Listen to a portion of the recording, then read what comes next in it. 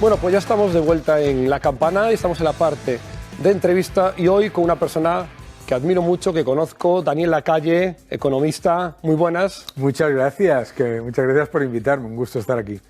También el gusto es mío, Daniel, porque además hoy seguramente que nuestros telespectadores vayan a tomar nota de muchas explicaciones y visión, al fin y al cabo, de la economía.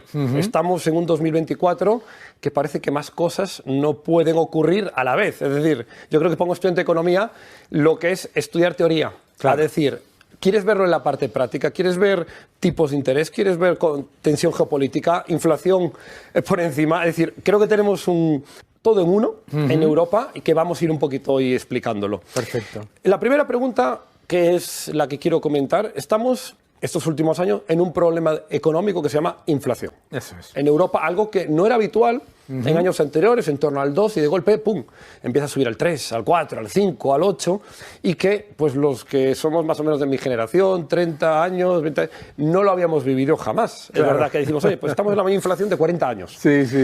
Pero claro, es que hay que remontarse 40 años Claro. a ver eso. Y nos dicen muchos, bueno, es que la inflación fue por la guerra de Rusia-Ucrania. Pero ¿es por la guerra o hay una cosa que igual es la impresión del dinero? Hombre, ¿Qué ha ocurrido? vamos, ¿qué es la inflación? La inflación es cuando suben los precios agregados. La palabra agregada es importante para los que nos estáis viendo. Y además, la inflación es acumulativa, es decir, se mide interanual, pero al 9% de un año se suma el 4, se aumenta el 4, el 3, etc. Es decir, no bajan los precios cuando se modera la inflación, sino que se reduce el ritmo al que sube la inflación. Que eso es una cosa que te quería comentar. Cuando se escucha en el Congreso, ¡hombre!, bajan los precios, ¡hombre!, es decirle, yo no sé, eso se llama deflación, pero la inflación, esto yo no sé qué ministros hay de que, no, bajan los precios, la inflación ha pasado del 6 al 2 o al 3. Eso se hace, eso lo hacen para engañar, totalmente. Claramente. Entonces, lo único que puede hacer que los precios agregados suban, consoliden esa subida, continúen subiendo aunque sea de manera moderada o más lenta, y así año tras año, lo único es imprimir mucha más cantidad de moneda, es decir, crear mucha más cantidad de dinero. Es decir, ¿cómo se crea dinero? El dinero se crea aumentando masivamente los desequilibrios del Estado. El dinero, los déficits del Estado son creación artificial de dinero y entonces por encima de la demanda de lo que es la economía privada. Entonces, ¿qué es lo que ocurre? Que no es que suban los precios, sino que se reduce el valor, el poder adquisitivo de la moneda. Claro. Entonces, ¿qué es lo que hay? Todo un engranaje político alrededor de los gobiernos que te tiene que convencer. Te tiene que convencer que las consecuencias de la inflación son las causas, ¿de acuerdo? Es decir, una guerra no hace que la inflación suba. Si hay una guerra y sube un precio, el precio del petróleo, el precio del gas, el resto de los precios no sube para la misma cantidad de dinero. Lo hemos vivido los que no somos tan jóvenes como tú y como nuestra audiencia, ¿eh? Entonces, claro, lo único que puede hacer que suban los precios agregados y consoliden esa subida es crear mucha más cantidad de dinero de lo que demanda la economía privada. ¿Por qué? Si fuese la causa la guerra de Ucrania, ¿de acuerdo? Tú recuerdas perfectamente que empieza la guerra de Ucrania, sube el precio del petróleo, sube el precio de las materias primas, pero un par de meses después bajaron todos y estaban por debajo de los niveles previos a la guerra de Ucrania. Interesante. Entonces, habríamos entrado en deflación. Correcto. Si la causa era esa, hubiéramos entrado en deflación, pero no estamos en deflación. No. Estamos en inflación persistente. Y, claro, se crea toda una narrativa, ¿no? Te dicen, no, es que son los supermercados, no, es que son las empresas. Sí, las cadenas y tal. Cuando la idea es, oye, ¿no sería que a través de la pandemia se imprimió mucho dinero y eso al final? Claro. M3. Y la gente dice, ¿por qué se imprime mucho dinero? Porque la gente dice, los bancos centrales imprimen dinero. Hombre, ningún banco central imprime dinero si no es porque hay un Estado que está gastando muchísimo más de lo que demanda la economía privada. Eso es la parte importante, ¿no? Entonces, claro, la gente dice, hombre, Daniel, si antes de la pandemia también había una enorme cantidad de impresión de dinero, pero no había ese nivel de inflación. Número uno, había había una enorme inflación de activos. Número 2, ni de lejos se aumentó la cantidad de dinero lo que se aumentó durante la pandemia. Piensa, además, lo que es aumentar un 20 y tantos % la cantidad de dinero al unísono todos los... en un corto espacio de tiempo. En un espacio de tiempo cortísimo y con todo el mundo encerrado. O sea, eso es literalmente como llenar una habitación de gas y luego encender. En el momento en el que reabres la economía, enciendes una llama. Correcto. Y explota. Que fue realmente el inicio de la inflación, octubre más o menos del 2021. Es decir, fíjate, en septiembre medio año. En septiembre ya te decían que ya estaba el tren, que era por la ruptura de las cadenas de suministro. Sí.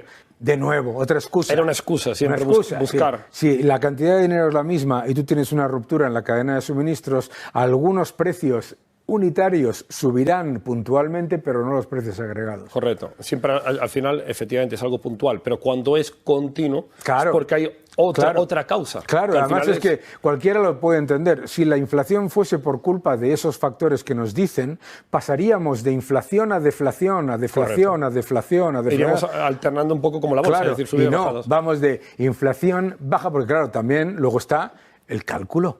Sí. El número de veces que han cambiado cómo se calcula el IPC. Esa es la otra. Eso va a favor de los políticos. Siempre.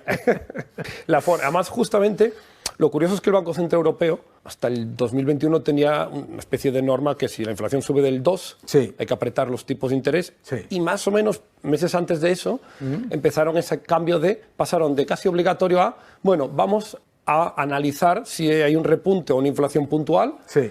Como que paso de obligatorio vamos a meditarlo. Claro. Y si sube al 3, pero consideramos que va a bajar al 2, no hay que tocar nada. Claro, claro. En realidad, si lo piensas, todos son excusas para algo que ya de por sí, el hecho de que un banco central tenga como objetivo que el poder adquisitivo de la moneda pierda un 2% anual constante en sí mismo, ya eso, ya de entrada, es la destrucción del poder adquisitivo de la moneda. Hay que correr más rápido que la inflación siempre. Efectivamente, claro. Entonces, empiezan los subterfugios. Ya no es el 2% de inflación, sino el 2% de inflación a medio plazo en condiciones normales, bla, bla, bla, bla. Es decir, te van acostumbrando a la narrativa de la destrucción del poder adquisitivo de la moneda, correcto, que es lo que hacen. Es eso, efectivamente. Claro. De hecho, ¿por qué se destruye el poder adquisitivo de la moneda? Porque ¿quién es el gran beneficiario? Los gobiernos. Los gobiernos. O sea, nadie crea... por tener inflación. Claro, nadie crea dinero artificialmente si no es para reducir el poder adquisitivo de esa moneda y, por lo tanto, las deudas en las que incurre el Estado se diluyen relativamente a costa de los salarios reales y de los depósitos de los ciudadanos. Correcto, que es decir, para que la gente lo entienda, que es decir, oye, cuanto más inflación crees, el propio Estado se autosoluciona. Claro, el propio Estado está literalmente haciendo una transferencia de renta del ahorrador y de los salarios reales de los clientes cautivos, que son las personas que no se pueden escapar, correcto, hacia el propio Estado. Y luego el Estado te dice que te va a dar una ayuda. No es así. Esto además es algo maquiavélico. Eso es. Y sobre eso, es decir, decimos, bueno, venimos empieza la pandemia, se imprime mucho dinero, empieza una inflación 2021, 2022, parece que supuestamente transitoria, vamos al 3, al 4, al 5, al 6, llegamos al 8, y es como que el Banco Central se entera, julio 2022, oye, habrá que empezar a subir tipos, poquito a poco. Decía en un primer momento, y nos encontramos la mayor subida del siglo XXI, del 0 prácticamente al 4,5. Claro. Políticas monetarias tanto por la FED como el Banco Central Europeo. Llegamos arriba. Sí. ¿Cuál es la situación ahora que estamos, como llamo yo, el vuelo crucero? Que normalmente, pues por historia, hombre, se suele mantener 6, 8 meses en máximos y que tenemos que entender, ellos dicen, bueno, tipos altos para bajar la inflación.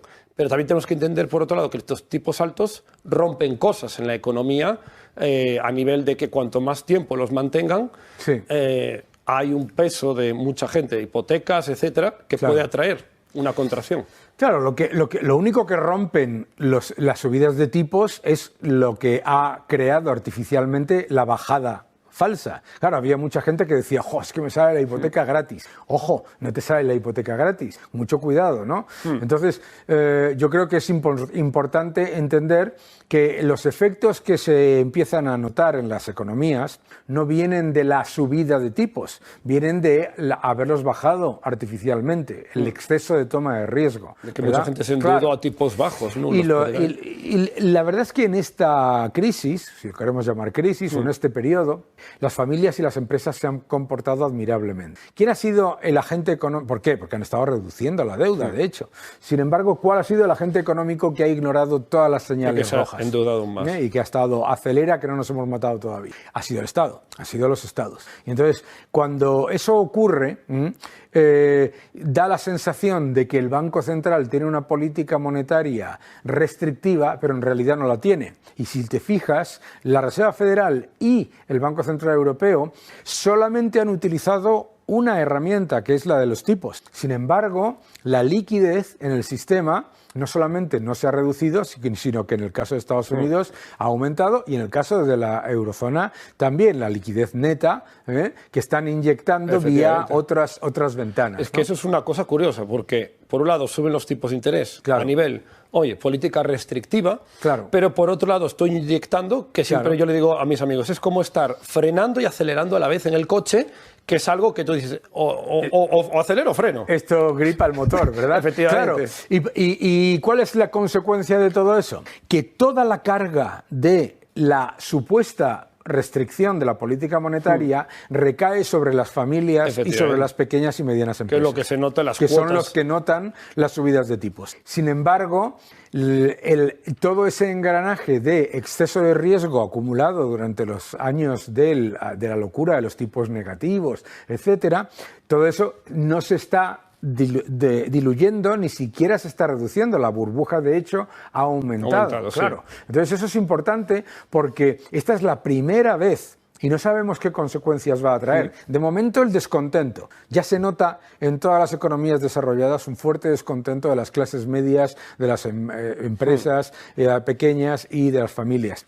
Pero, claro, toda la supuesta contracción monetaria ha recaído sobre las familias y las empresas y ninguna sobre los estados, porque en otras crisis el Estado ha tenido que reducir sus gastos, ha tenido que reducir el déficit, ha tenido que embridar su desequilibrio. De hecho, de la anterior crisis. Y aquí han decidido Sánchez Castilla. Correcto. Que en realidad, si lo piensas, es el equivalente a una nacionalización encubierta de la economía, porque estás haciendo un daño desproporcionado a las familias y a las empresas, y estás beneficiando, no solamente en relativo, sino en absoluto, a unos gobiernos que aumentan sus desequilibrios. Que es un poco como incentivar su forma de decir, endeúdate, porque hay solución y aquí no pasa nada. Exacto. Lo que el mensaje básicamente ha sido, gobiernos, no se preocupen.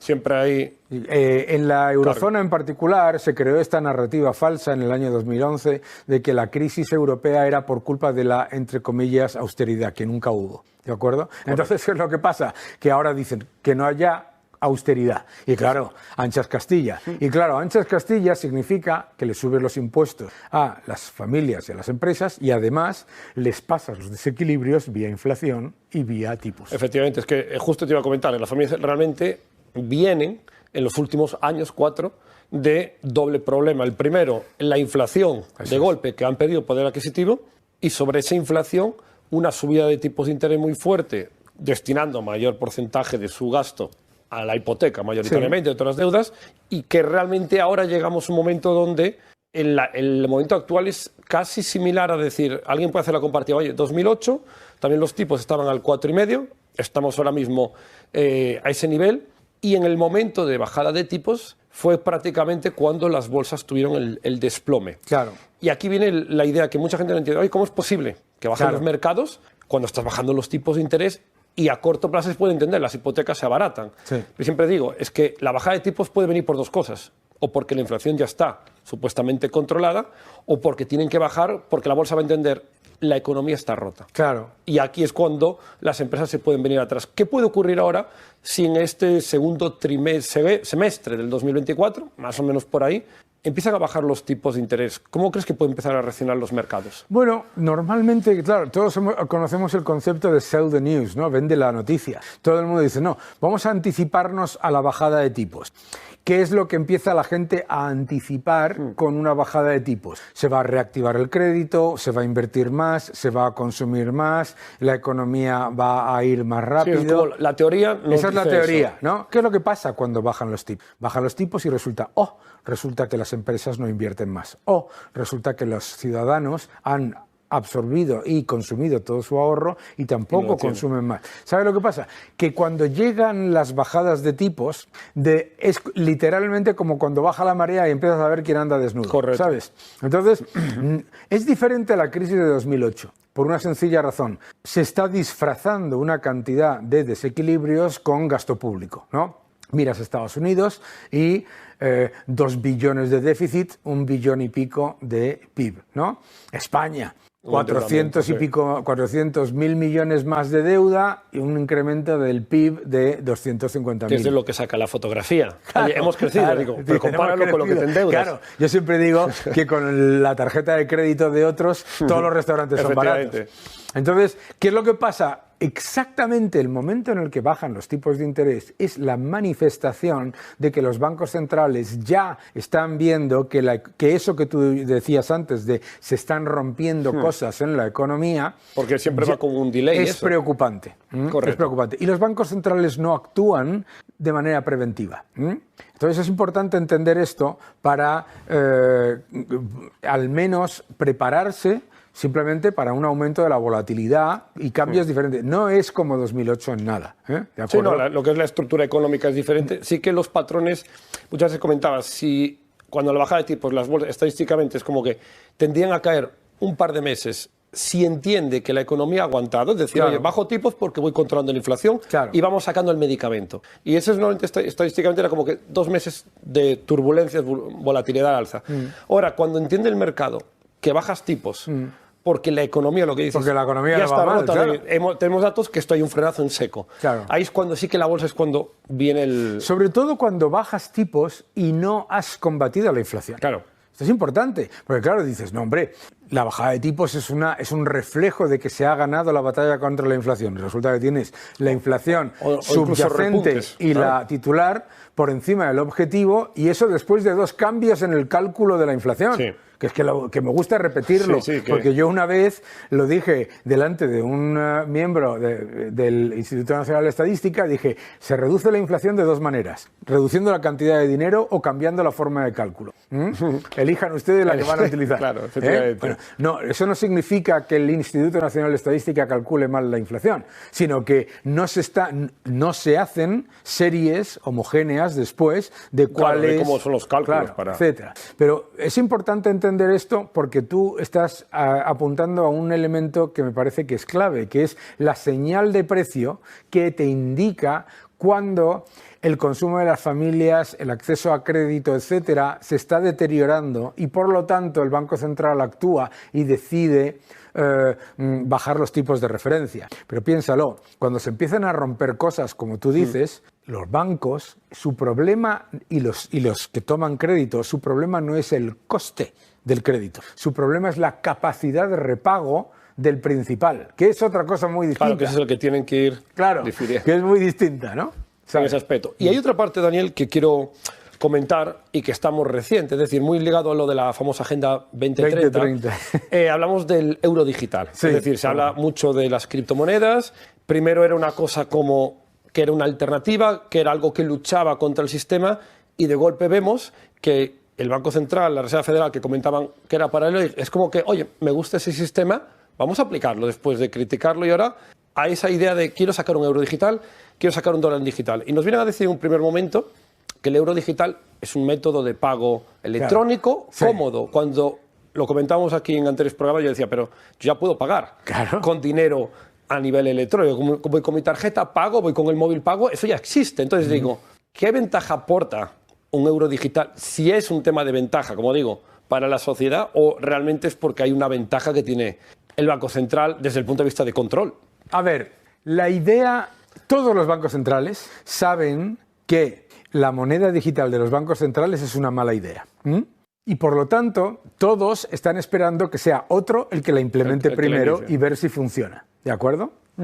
¿Por qué no hay ninguna necesidad de lanzar una moneda digital de los bancos centrales? Primero, porque una moneda digital de un banco central no es una criptomoneda. Una criptomoneda tiene oferta limitada, ¿de acuerdo?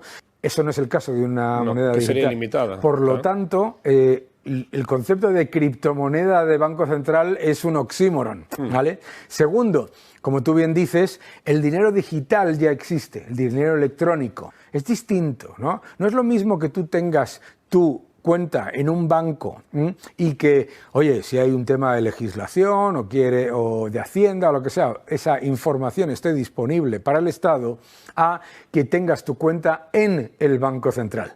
Yo le digo siempre este ejemplo, no es lo mismo que haya un policía dando vueltas por mi barrio a tener un policía en mi nivel. Total. ¿No es lo mismo? Sí. No es lo mismo. Y es muy importante el riesgo. ¿Por qué? Porque la libertad financiera se pone en peligro. Y claro, te dicen, hombre, Daniel, no se va a poner en peligro la libertad financiera porque se van a dar garantías. Bueno, ¿por qué tengo yo que creerme que me da garantías alguien que no me protege de la inflación, que debería ser su objetivo número uno? Entonces, ¿por qué voy a fiarme yo de que me va a dar completa independencia y libertad financiera? Entonces, el gran riesgo es que las monedas digitales de los bancos centrales son vigilancia disfrazada de dinero. Claro, es decir, venden por un lado facilidad, que ya decimos que si lo vemos objetivamente es que eso ya lo tenemos, a decir, con eso una persona sabe que esta persona está en X ciudad a tal hora, que compra estas cosas y te puede penalizar por ello. Efectivamente, que luego pueden empezar a meter esas huellas de carbono, de contaminación. Esta persona tiene unos hábitos correctos en base a lo que yo diga, lo que es correcto, y esta persona no lo tiene. Entonces vamos a darle un plus y esta penalizarla. Y sobre todo me da igual, porque a la que le están dando el plus se lo están dando aumentando la cantidad de dinero, es decir, destruyendo el poder adquisitivo de la moneda. En realidad, la moneda digital del Banco Central elimina todos los procesos y pasos de control que tiene la política monetaria ahora. O sea, ahora mismo, el Banco Central, imagínate, lanza un gigantesco programa de expansión cuantitativa. ¿Por qué no genera la cantidad de inflación que supondría ese aumento de la cantidad de dinero? Porque tiene toda una serie de frenos, que es la demanda de crédito de los ciudadanos. ¿Qué es lo que pasa si eso pasa directamente en tu cuenta? Que de repente aparece en tu cuenta una cantidad de dinero, ¿vale? Y tú dices, uy, qué alegría, ¿no? A usarlo, claro. Y entonces, ¿qué es lo que pasa? ¡Brum! Se dispara la inflación. Es decir, se rompen todos los mecanismos que frenan el proceso inflacionario. Nosotros nos quejamos de una inflación del 9% acumulada, un 20 y tantos por ciento desde hace 4 años. Correcto. Nos quejamos. Pero piensa si esa locura que se hizo en el año 2020, en un periodo de tiempo tan corto, se hubiese hecho introduciendo la cantidad de dinero directamente en las cuentas de los ciudadanos. Efectivamente. O sea, es que no estaríamos hablando de un 20% de inflación acumulada, sino de un 20% por lo menos de inflación el primer año. Anualizada, prácticamente. Anualizada, claro. Y otra de las partes de las criptomonedas, de las CBDCs, se habla del tema fiduciario, es decir, que siempre se dice, no, eso no puede ocurrir, es decir, que pudiera tener fecha de caducidad el dinero, que siempre se dice, no, esto es una cosa, pero no lo vamos a usar, esto es como lo de la amnistía. Bajo ningún concepto, una vez que pasan las elecciones, amnistía buscándola como sea. Entonces, cuando se dice el Banco Central, no, esto es una cosa, una idea que puede tener de China, pero es que China es un régimen, no tiene nada que ver con Europa.